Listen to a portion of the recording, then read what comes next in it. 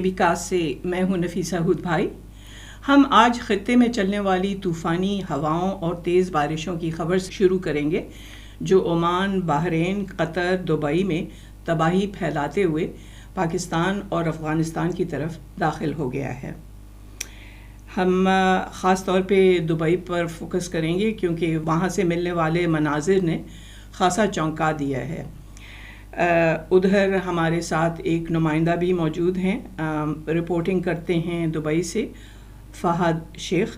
हमारे साथ इस्लामाबाद से ज्वाइन किया है फेडरल फ्लड कमीशन के चेयरमैन अहमद कमाल ने।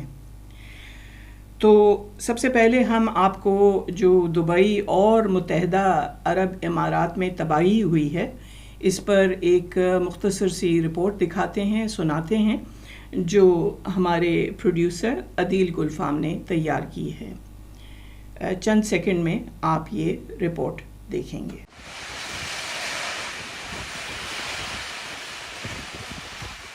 मुत्तहदा अरब इमारात के दुबई शहर में 1.5 साल में होने वाली बारिश फ़कत 24 घंटों में हुई, जिससे शहरी निज़ाम धर्म भरम हो गया।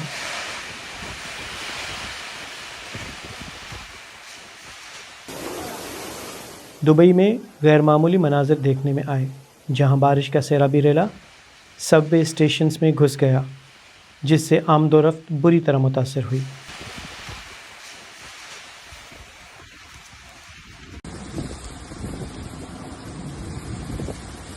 पीर और मंगल को आने वाला तूफ़ान ओमान से गुज़रता हुआ पहुंचा। ख़बरसां एजेंसियों के मुताबिक ओमान के साथ साथ तूफ़ान ने बहरीन और कतर के कई हिस्सों को अपनी लपेट में लिया और सैलाबी रेले में कई गाड़ियां बह गईं और कई अफराद जाँ बाग हुए।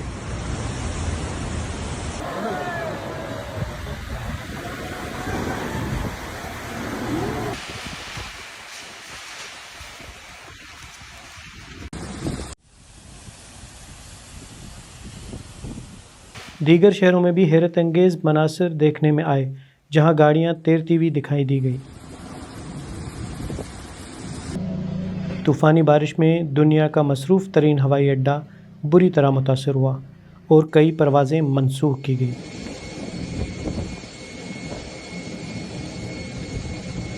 तो हम फेडरल फ्लड कमीशन के चेयरमैन अहमद कमाल की तरफ आते हैं। और कमाल साहब, सबसे पहले तो आप ये बताएं कि हमें पता था कि धरती बहुत तेज़ी से गर्म हो रही है, लेकिन कोई ये तसव्वुर नहीं कर सकता था कि इतनी ज़्यादा जो है इसके असरात जो हैं इतनी तेज़ी से नज़र आएंगे। मिसाल के तौर पे दुबई की सूरत हाल में वो एक रेगिस्तानी इलाका है, लेकिन उसके अंदर कोई 24 घंटों में 1.5 साल की जो है बारिश गिरी है। आप बता सकते हैं कि मौसमियाती सतह पर क्या कुछ हो रहा है? बिस्मिल्लाहिर्रहमानिर्रहीम। सबसे पहले मैं आपका शुक्रिया अदा करता हूं कि आपने अपने इस प्रोग्राम में मुझे बात करने का मौका दिया। हम ये जो कुछ देख रहे हैं ये पिछले 3-4 साल से बहुत प्रोमिनेंट होता जा रहा है, जबकि अगर मैं पाकिस्तान के कॉन्टेक्स्ट में बात करूं तो 2015-16 ऑनवर्ड से हमने जो बहुत स्ट्रांगली विजिबल देखी, वो ये देखी कि जो हमारा वेस्टर्ली सिस्टम है या वेस्टर्ली वेव सिस्टम है, जो मेडिटेरेनियन से इनिशिएट होता है और फिर वो पाकिस्तान में एंटर होता है, उसकी पाकिस्तान में जो पहुंच है या एंट्रेंस है या उसका जो दायरा कार है, वो with the passage of time बहुत स्ट्रांगली और बहुत प्रोमिनेंटली बढ़ता जा रहा है। इसका मतलब ये है कि हमारा जो मॉनसून का सिस्टम है, जो बे ऑफ बंगाल से आता है, वो ना सिर्फ ये कि वो सबड्यूड हो जाता है ड्यूरिंग दी मॉनसून, अगर वेस्टर्ली वेव उसको इम्पैक्ट करे, उसकी वजह से ना सिर्फ वो सबड्यूड होता है बल्कि हमारे नॉर्दर्न एरिया में टेम्परेचर भी गिर जाते हैं। जब टेम्परेचर गिरते हैं तो हमारा जो मेन डैम जो तरबेला डैम है और वो फिल होता है, तकरीबन 80% उसकी फिलिंग जो है वो स्नो मेल्ट के ऊपर है। तो अगर स्नो मेल्ट कम होती है because of the decrease in the temperature during the summer season, तो हमें वाटर शॉर्टेज की सिचुएशन फेस करना पड़ती है और ये कंटिन्यूसली हम कर रहे हैं। मैं थोड़ा सा जिक्र करूंगा। अभी आपने अपने प्रियम्बल में बात की कि 1.5 साल की बरसात जो है वो 24 घंटे में हो गई ये यूएई के इलाके में। तो थोड़ा सा पीछे जाइए 2022 में। 2022 में पाकिस्तान की जो फोरकास्ट थी वो बेसिकली 3 मॉडल्स को सामने रखे महकमा मौसमियात ने तैयार की थी, जो कि बड़े एक्यूरेट फिगर्स देते हैं। इसमें एक सेस्कॉफ, दूसरा फोकरा, एक कोलन मॉडल है, फिर महकमा मौसमियात खुद जो हमारे प्रिवेलिंग मीटरोलॉजिकल फैक्टर्स होते हैं उसके मुताबिक देता है। उसके मुताबिक 35 से 40% अबव नॉर्मल रेन की फोरकास्ट हुई थी 2022 में, जबकि पूरे कंट्री लेवल पे we faced 175% above normal। इसका मतलब ये है कि अगर 175% above normal रेन वहां पे हुई तो सिमिलर सिचुएशन ये अब अकर हो गई यूएई में। तो मैं कहना ये चाहता हूं कि हमारी जितनी भी टेक्नोलॉजी है, जितनी भी हमारे मेट्रोलॉजिकल फोरकास्टिंग मॉडल्स हैं, जो प्रिडिक्शन करने के मॉडल्स हैं, वो प्रॉब्लली अब इस काबिल नहीं होंगे कि इस सीवियर किस्म की क्लाइमेट चेंजेस को वो अपने अहाते में ला सकें और लाने के बाद कोई एक्यूरेट फोरकास्ट दे सके। तो फौरी तौर पे ग्लोबली हमें ये देखना होगा कि क्या कोई अच्छी टेक्नोलॉजी अवेलेबल है और जो हम यूज कर रहे हैं या रीजन यूज कर रहा है, और उस टेक्नोलॉजी को लाके हम कितना बेहतर तरीके से फोरकास्टिंग को हम आगे चला सकते हैं। अभी आपने अपनी फिल्म में दिखाया वो ओले भी वहां पे पड़े और खासे बड़े साइज के ओले थे। तो इस किस्म की सारी सिचुएशन तो हम सब के लिए बड़ी अनहोनी सिचुएशन है इस एरिया में। अगर ये आज हो गई तो हमें तैयार रहना है। कमाल साहब हमारे साथ रहे, यही सवाल मैं करना चाहूँगी फ़हद शेख से जो कि दुबई में हैं। और फ़हद, आप तो जानते हैं कि दुबई जो है माहिर है टेक्नोलॉजी में और एक मिसाल है इस पूरे ख़ित्ते के लिए। लेकिन जिस तरह से बारिश आई तो नज़र आता है कि हुक्काम भी हैरान होंगे कि इतने थोड़े से वक्त में इतनी ज़्यादा बारिश हुई। क्या उनके पास कोई इस तरह के सिस्टम्स नहीं थे जो पेशन गोई कर सकते थे कि कितनी बारिश होगी? बहुत शुक्रिया मैडम, आपने मुझे इस पे काबिल समझा, आपने अपने प्रोग्राम में बुलाया। बिल्कुल, यूएई गवर्नमेंट की तरफ से अलर्ट जारी हुआ था एक दिन पहले, और बच्चों की स्कूल की भी छुट्टियां दी गई थी कि आप क्लास जो है वो ऑनलाइन लेंगे।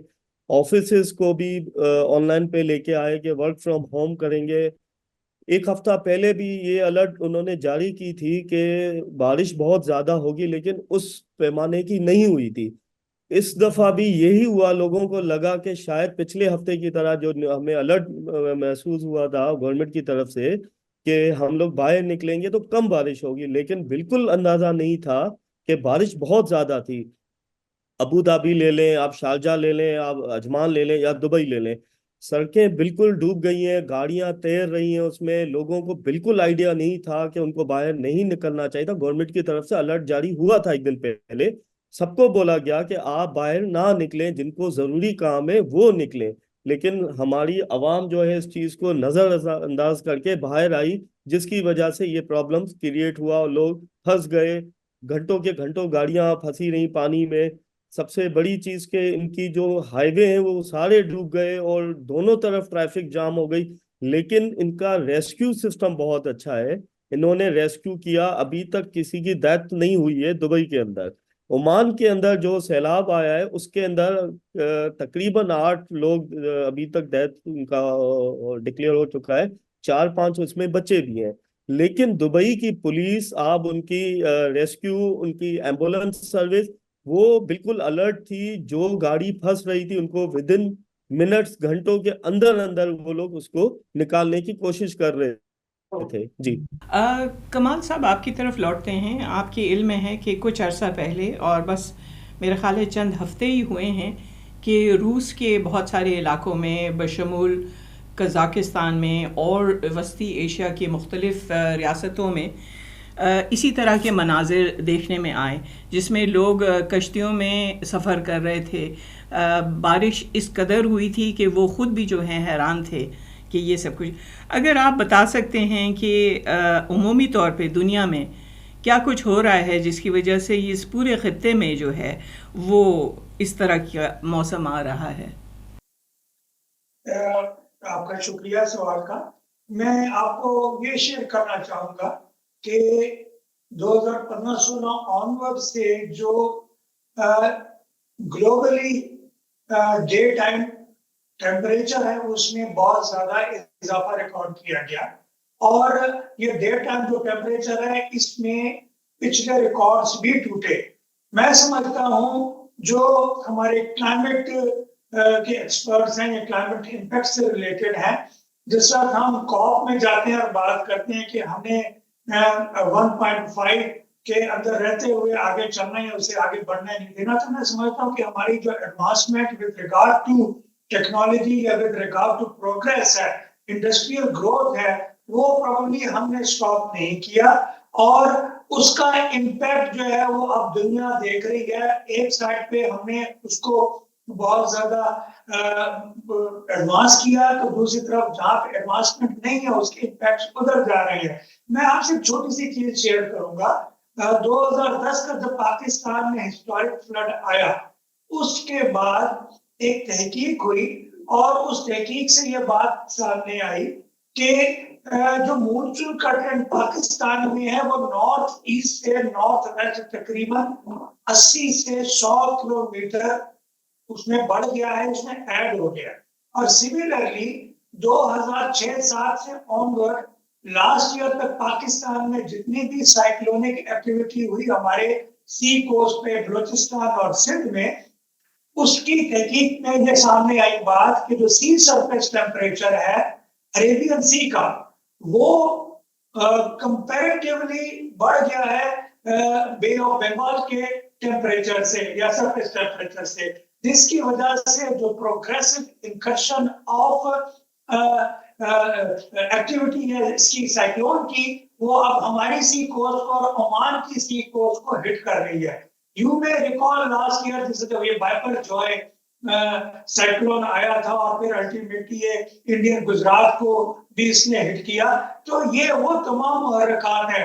हमें कॉप 2015 जो हुई थी उसमें हमने कहा कि जी हमें $100 बिलियन हमने रखने हैं for fighting the climate and the climate impacts. मैं आपसे सवाल करना चाहता हूँ आपके इस प्रोग्राम के तवज्जुह से कि हमारे जो डेवलप्ड नेशंस हैं, क्या उन्होंने इसका कोई परसेंटेज भी आज तक फराहम किया, और क्या अगर परसेंटेज भी फराहम नहीं किया तो उसके फराहम करने के लिए जो जरूरियात या जो प्रीएम्प्टिव मेजर थे या जो हमें करने चाहिए थे इससे पहले, वो हमने लिए कि नहीं लिए। देखें, जो डेवलपिंग कंट्रीज हैं वहां पे इनहेरेंट बहुत सारे इश्यूज हैं। वो अभी अपने आप को डेवलप फेज में लेके जाने के लिए कितनी चीजें जो बेसिक है वो करने के अमल में है। अगर उस बेसिक चीजों के करने के अमल में ये इम्पैक्ट वहां पे आएंगे तो वो अपनी प्रिमिटिव स्टेज के अंदर चली जाएंगी। लिहाजा ये हाई टाइम है, मैं समझता हूँ COP 28 जो हुई दुबई में, उसमें वाटर के इशू के ऊपर और इकोसिस्टम के इशू के ऊपर भी एक प्रेसिडेंसी की तरफ से एक एलानिया जारी हुआ था। तो हमें इकोसिस्टम को अगर बेहतर रखना है और सारी इसके साथ रिलेटेड सारी चीजों को रखना है, तो ये हाई टाइम है अब कि ग्लोबली क्लाइमेट से रिलेटेड जो भी फंड्स हैं, जैसे लॉस एंड डैमेज है, उसको ना सिर्फ एक्टिवेट किया जाए बल्कि उसके तहत रीजनल बेसिस के पर हम आगे बढ़े, और रीजन में जहाँ पे हमारी कैपेसिटीज है उन कैपेसिटीज को आपस में जोड़ के हम अपने लिए फ्यूचर की अडेप्टेशन को प्रमोट करें। बिल्कुल। मैं यही सवाल पूछना चाहूँगी फ़हद से। फ़हद, आपको पता है कि सनती दुनिया ने जितनी तरक्की की है उसकी वजह से माहौली आलूदगी हुई है, और कार्बन एमिशंस जितने बढ़े हैं इसकी वजह से ग्लोबल वार्मिंग कहते हैं कि हुई है। अब आप बताएं, पाकिस्तान तो खैर सनती तौर पे बिल्कुल तरक्की पजीर है और यहाँ तो इंडस्ट्रीज़ तकरीबन ना होने के बराबर हैं निस्बतन, लेकिन दुबई और मुत्तहिदा अरब इमारात में क्या ऐसी फैक्ट्रियां हैं जो धुआं खारिज करती हैं और जिसकी वजह से आपके ख़्याल में ग्लोबल वार्मिंग में एक इजाफा हो रहा है? जी, मैं एक छोटी सी बात आपको ये भी बताता चलूँ कि मुझे यहाँ तकरीबन 14 to 15 ईयर्स हो गए। जब मैं फर्स्ट टाइम दुबई आया था तो उस वक्त ऐसी बारिशें नहीं होती थी यूएई के अंदर पूरे में। तो इनका जो ड्रेनेज सिस्टम था वो मतलब कि इनको पता ही नहीं था कि यहाँ पे कभी बारिशें भी होंगी। ये जो अचानक से पूरी दुनिया में चेंजिंग आई है, और अगर कोरोना के बाद एकदम बिल्कुल बारिशों का जो सिलसिला है वो हर कंट्री के अंदर जारी हो गया है। दुबई के अंदर तो ऐसी कोई फैक्ट्रियां हैं नहीं कि जो बिल्कुल आप इनको देखें कि उनका धुआं वगैरह खारिज करे। लेकिन यहाँ पे वेदर बहुत चेंज होता जा रहा है। सब इस चीज से सरप्राइज है कि पहले यहाँ बहुत गर्मी होती थी, इस महीनों के अंदर बिल्कुल गर्म होता था। अभी कंटिन्यूस बारिश चल रही है और वेदर जो है वो टेम्परेचर 20, 21, 22 पे है। वरना आप अप्रैल में देखें 44, 45, 50 तक जाता था। तो अभी जो पूरी दुनिया में वेदर चेंज हो रहा है तो दुबई में भी इसके आपको नजर आ रहे हैं कि क्योंकि बारिशें होना लोगों के लिए बड़ी सरप्राइज है। और लोग कह रहे हैं कि इधर बारिशें कैसे शुरू हो गई हैं। बिल्कुल, बिल्कुल। हम सब हैरान हैं। कमाल साहब, ये बताएं कि एक पोलर वॉर्टेक्स कहलाता है जिसको कुतुबी भंवर भी कहते हैं, और ग़ालिबन जो कार्बन डाइऑक्साइड ख़ारिज होता है सनती मुल्कों से, उसने इस भंवर को जो है मुतासिर किया है। आप बता सकते हैं कि इसकी वजह से जो मौसम की पैटर्न्स हैं, यानी कि हम जानते हैं कि इतनी भारी हैवी रेन्स जो हैं वो ज़्यादातर जुलाई में होती हैं, लेकिन अब वो अप्रैल में होने लगी हैं। तो इस आप एक साइंसी अंदाज में लोगों को समझा सकते हैं कि दुनिया का ये पोलर वॉर्टेक्स जो है ये मुतासर होने से मौसम कैसे तब्दील हुआ है? देखिए, आपने आपके सवाल में ही कुछ इसका जवाब भी मौजूद है। जैसे कि हमने बात की कि ओवरऑल ग्लोबली मौसम की तब्दीली बहुत ही ज्यादा हम देख रहे हैं। मैं इसको पहले अपने लोकल सिस्टम से मुझे इजाजत दें कि रिलेट करूंगा, फिर मैं इसको बात बड़े पर्सपेक्टिव में बात करूंगा। देखिए, हमारे जो ग्लेशियर्स हैं उनकी कंटिन्यूस मेल्टिंग हम देख रहे हैं, और 2015 में सबसे पहली दफा हमारा मेजर जो ग्लोब का इवेंट पाकिस्तान में हुआ, और उसके बाद से अगले 74 से हर साल ग्लोब की इवेंट हो रहे। उसकी वजह क्या थी?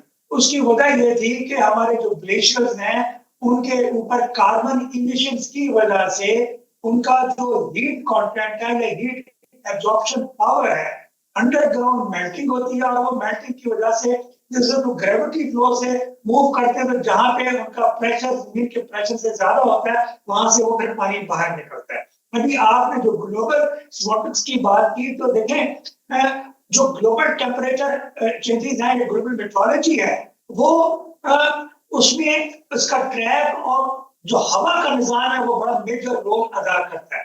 और वो हवा का जो निजाम या रोल है वो अब इस एरिया में इन दिनों में फरवरी, मार्च, अप्रैल में बहुत प्रोमिनेंटली हम देखते आए हैं। साइक्लोन्स भी आते हैं, और जो वेस्टर्ली वेव की इंकर्शन है वो भी ज्यादा होती है, लेकिन ये जुलाई के महीने में जाके, अगस्त के महीने में जाके कम हो जाती है। अब अगर मैं कहूँ कि नॉर्मल है तो ये एक बात, लेकिन इस नॉर्मल इन दिनों में वेस्टर्ली का होना ठीक है, लेकिन ये बहुत सीवियर है, एक्स्ट्रा ऑर्डिनरी सीवियर है। अब अगर ये एक्स्ट्रा ऑर्डिनरी सीवियर है तो इसका मतलब यह है कि हमारे जो सर्द इलाके थे जिसका भी आपने जिक्र किया, उस सर्द इलाके की जो हवाएं भी हैं उनका भी ट्रैप चेंज हुआ है, और उनके ट्रैप चेंज ने भी इसको फर्दर प्रोनाउंस किया है, इम्पैक्ट किया है। जबकि इसका इन इलाकों में आके बरसात दे देना और टेम्परेचर को इतना लो कर देना, ये मसलन this is something extra ordinary. आज पाकिस्तान में इस वक्त स्कर्दू में टेम्परेचर 13.9 है और कम से कम 7.8 है। अब आप ये देखें कि हम अप्रैल के मिड को क्रॉस कर चुके हैं। और अगर यहाँ पे ये टेम्परेचर इतना है तो यू कैन वेरी वेल से कि हमें बरसात तो ठीक ठाक मिल गई है, लेकिन कल जैसे मानसून भी आई और मानसून इसके अंदर सुपर इम्पोज कर गई तो इसके इम्पैक्ट कितने बड़े होंगे। तो ये वो चीजें हैं जिसमें हमें सिर्फ और सिर्फ global meteorology, world meteorological organisation और हाउ वेल दुनिया के उन इलाकों में, उन ममालिक में जहां पे बेहतरीन टेक्नोलॉजी अवेलेबल है फोरकास्टिंग की, हमें वो जरूरत पड़ेगी। मुझे आखिरी बात एक और करने दे।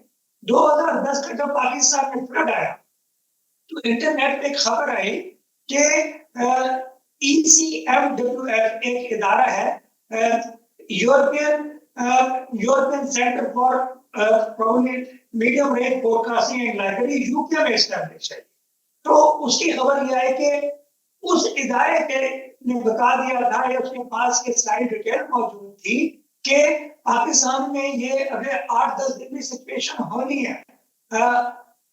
प्रोबेबली उनके साथ लिंकेजेस या उनके उस सॉफ्टवेयर या उस टेक्नोलॉजी के ना होने की वजह से यहाँ पे वो इंफॉर्मेशन नहीं थी। तो इस किस्म के इदारों को, यूनाइटेड नेशन को और maybe world meteorological organisation को सर्च करना चाहिए, इनको एक नेट में लेके आए और इनकी जो टेक्नोलॉजिकल एडवांसमेंट और एक्सपर्टीज है उसको रीजन वाइज ये देखें कि कैसे उसको अप्लाई कर सकते हैं। और इसके लिए अगर गवर्नमेंट टू गवर्नमेंट या रीजन टू रीजन उनके साथ कोई कोलैबोरेशन करके फ्यूचर मोड ऑफ ऑपरेशन बनाना है तो वो बनाने की जरूरत है। बहुत अच्छी आपकी तजवीज़ है। फहद, आप बताएं कि दुबई जैसे शहर में टेक्नोलॉजी जहाँ है वहाँ ये जो जमा शुदा पानी को की निकासी के लिए क्या सिस्टम अपनाया गया है? क्या अब इन बारिशों से डील करने के लिए सरकार, हुकूमतें जो हैं वो एक्शन में आ गई हैं? जी बिल्कुल, पहले दिन से ही रेस्क्यू जो है 24 आवर्स काम कर रहे हैं और इनकी रेस्क्यू बहुत तेज है क्योंकि पानी बहुत ज्यादा है और इनका ड्रेनेज सिस्टम नहीं है। तो इनको ट्रकों के जरिए सकड़ करके इनको पानी एक शहर से दूसरे शहर में शिफ्ट करने में थोड़ा टाइम लग रहा है। उसकी वजह ये है कि ट्रैफिक है, पूरे रास्ते पैक पड़े हुए हैं, ट्रकों को रास्ते नहीं मिल रहे हैं, जिसकी वजह से वो पानी निकलने में टाइम लग रहा है। आपकी मैं एक छोटी सी बात बता दूं कि दुबई एयरपोर्ट पे पानी जमा होने की वजह से जो फ्लाइट्स का निज़ाम है वो पूरा मुतासर हुआ है, जिसमें हमारी पाकिस्तान की निजी एयरलाइन की जो परवाजें वो हो गए, मंसूर हो गए। तकरीबन 200 से 300 लोग अभी तक एयरपोर्ट पे बैठे हुए हैं सिर्फ इसके लिए कि पाकिस्तान से कोई फ्लाइट आए उनको लेके जाए, और उनके पास फूड भी नहीं है। तो रात को मेरी एम्बेसी में बात हुई, कॉन्सुलर जनरल ने अपनी टीम भेजी है रात को 11 बजे। उन्होंने उनके लिए खाने का इंतजाम किया है रात को, उनको सब चीजें, उनको यकीन दिलाया गया है कि आपकी हम बैठे हुए हैं, हम आपको, पाकिस्तान एम्बेसडर ने, नियाज साहब ने खुसूसन इस चीज पे तवज्जो दी है। मैं भी बड़ा हैरान हुआ, रात को 11 बजे टीम एयरपोर्ट पे पहुंची है, उन फैमिली से मिली है जाके, उनको यकीन दिलाया गया और ड्यूटी फ्री से उनको सामान भी लेके दिया है पाकिस्तान कौंसलर ने कि आपको जो चाहिए वो हमारी तरफ से। छोटे बच्चे हैं, उनको दूध है, चीजों की जो कमी है, पाकिस्तान जो निजी एयरलाइन है उनकी तरफ से उनको कुछ भी नहीं प्रोवाइड किया गया। तो ये बहुत बड़ी बात है।